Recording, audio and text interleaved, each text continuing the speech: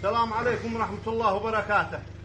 بخصوص المستجدات والحملة العسكرية الغاشمة الحوثية في بلاد قيفة التي خرجت قبل يومين على طلبة القرآن.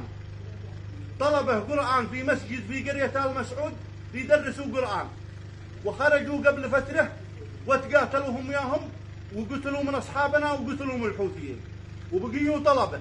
والآن خارجة حملة وقد لهم 3 أيام محوطين القرية على طلبة قرآن، وهو ذي يسمي نفسه الحوثي المسيرة القرآنية. شوفوا على كذب وعلى خداع وأعماله ذي لاحق طلبة القرآن.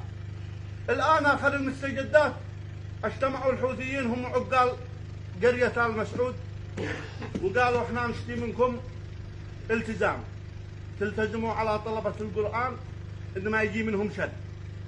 قالوا العقال عقال القرية نسي لكم التزام ولا بيجي منهم شر، هذول طلبة قرآن ما سووا لهم التزام، قالوا على أساس ترتفع الحملة من القرية.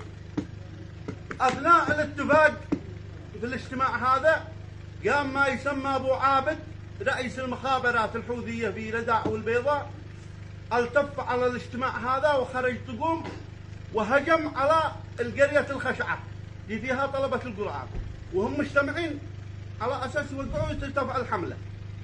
هجم على الطلاب وقد أصحابنا من كل قبيلة قد هم مع طلبة القرآن مو بهن لهم.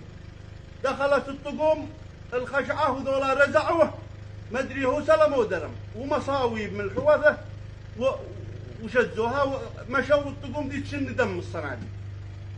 الآن كل ساعة والحوثي يسي نثره في لدى قد الناس باغرين لاحنا، وكل ساعة وهو يتعسف لخلق الله على طلبة قرآن دي لاحقهم.